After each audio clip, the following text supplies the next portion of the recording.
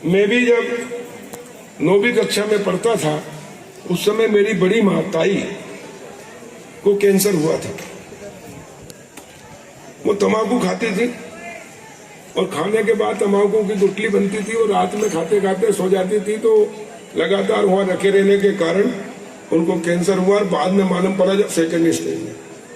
हम Tata memorial hospital Bombay लेकर गए, पाडर हॉस्पिटल में भी इलाज हुआ और दुनिया भर में जहां होता था कि गोंदिया में कोई आयुर्वेदिक दवाई दे रहे हैं तो पूर्व 8 दिन पर ट्रेन में जाकर गोंदिया भी गए।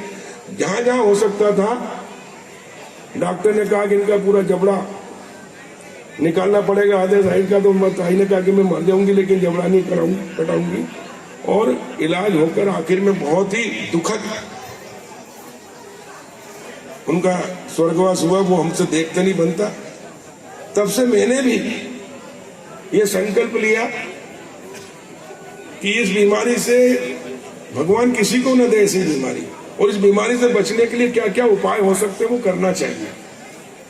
हमारे देश में सबसे बड़ी कमी अगर कोई चीज की है तो वो है जागरूकता की। लोगों के पास बहुत समय है, दुनिया भर की बातें करेंगे, लेकिन अपने हित में भी अगर कोई काम है,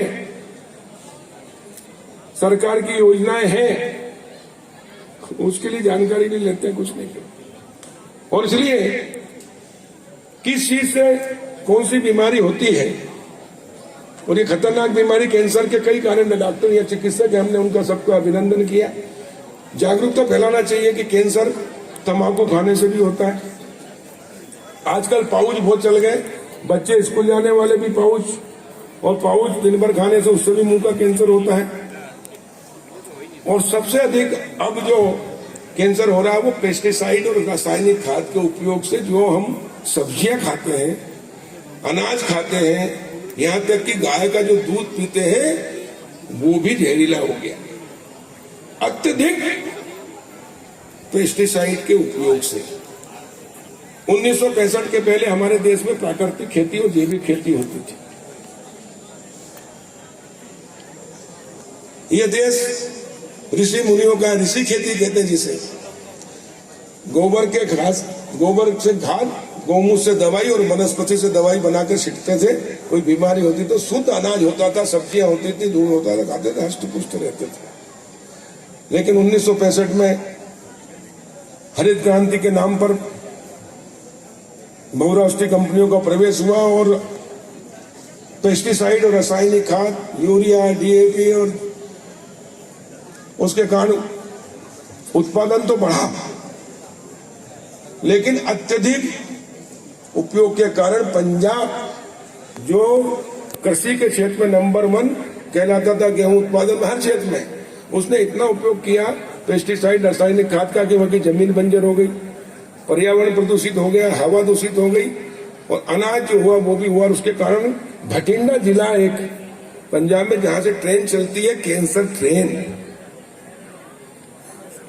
अभी मुझे बताया गया कि पंजाब हरियाणा में कुछ एक खेत है जिसमें चारों तरफ बाउंड्री की गई जाली की सरकार ने, कि अगर उसमें से कोई निकलता तो कैंसर हो जाता है।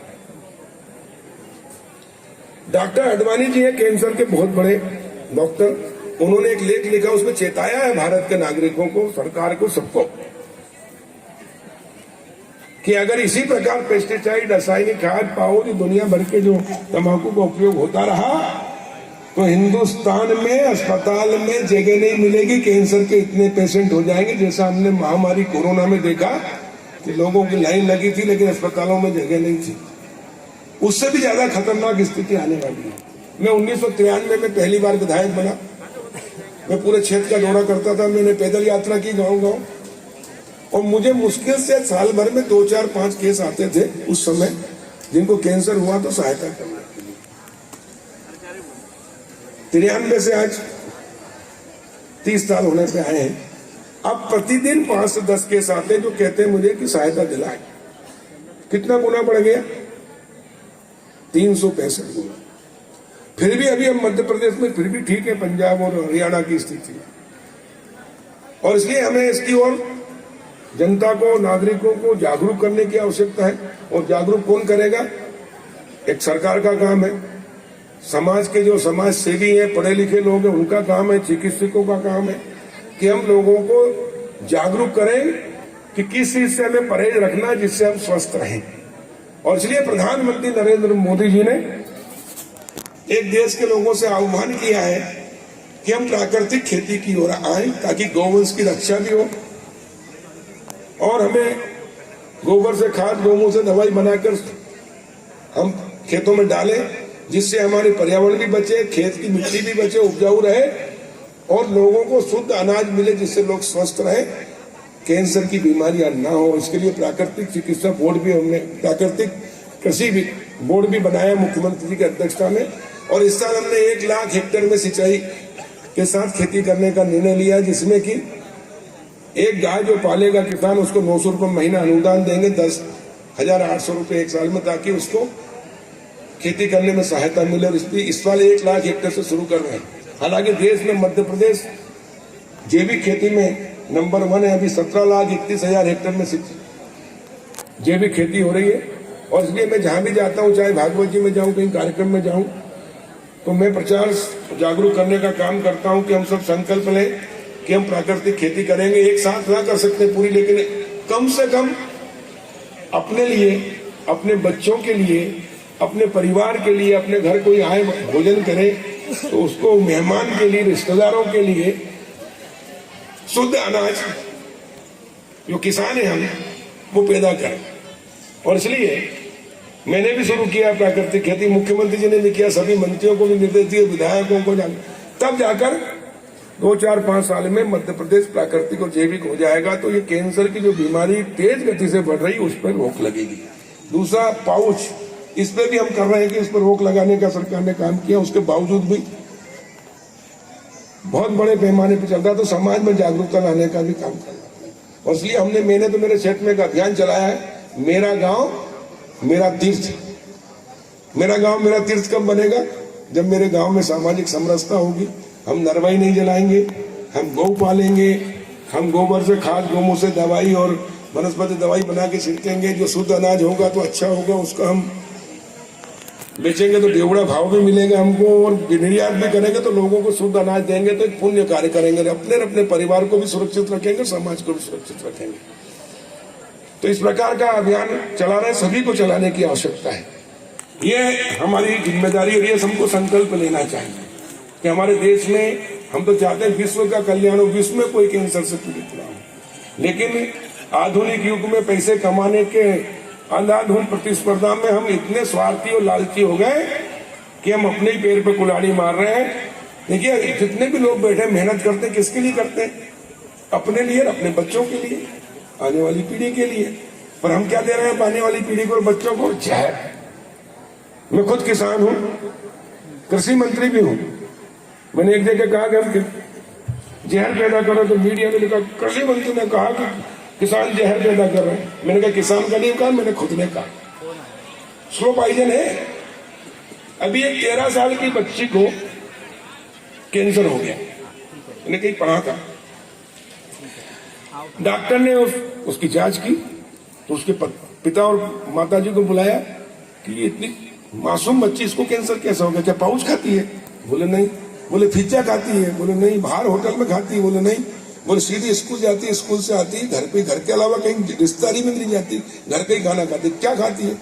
बोले भिंडी की सब्जी दोनों टाइम खाती है। उसकी माँ ने बताया डेली, अगर भिंडी की सब्जी ना हो तो खाना ही नहीं खाती। तो डॉक्टर ने कहा कहाँ से लाते भिंडी? बोले बाजार से।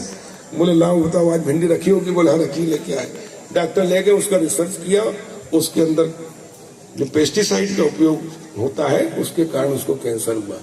क्योंकि भिंडी में जितनी दवाई डालते हैं वो पूरी ऑब्जर्व करती है, बाकी तो उसके ऊपर प्रकृति ने बाकी अरहर है, मूंग है, इनके ऊपर तो फली रहता, उतना असर नहीं होता। लेकिन भिंडी और गोभी और ये जो सब्जियां हैं ये पूरी की पूरी अंदर करते हैं, उसके कारण कैंसर के चांस ज्यादा रहते हैं। जिस दिन से मैंने सुना, मैंने भिंडी की, मैं भी बहुत सब्जी खाता था, मुझे भी भिंडी बहुत पसंद है, मैंने कम कर दी और ये संकल्प लिया कि हम सब्जियां पैदा करेंगे तो प्राकृतिक करेंगे। तो क्या हम आज जो किसान बैठे हैं या जो शहर में भी सबके पास बैतूल, तो गांव के शहर सबके पास जगह है, सब्जी हम अपने घर में लगाते हैं, तो क्या हम प्राकृतिक नहीं कर सकते? एक गाय को पाले, वो एक गाय के गोबर से हम कई एकड़ में खेती कर सकते हैं। तो सब्जियां, क्योंकि आजकल जो खेती होती है उस दवाई तो देते हैं, लेकिन जब वो जल्दी करने के चक्कर में उसको दवाई, सुखाने के लिए भी दवाई देते हैं, वो सबसे खतरनाक होती है। हालांकि हमने उस पर बैन लगा रखा है। और इसलिए इस कैंसर की बीमारी को जड़ से खत्म करना है तो ये बीमारी किससे होती है उसको पकड़ना होगा, और उससे हमको परहेज करना होगा, उससे दूर रहना होगा, तब जाकर लोग सुरक्षित रहेंगे।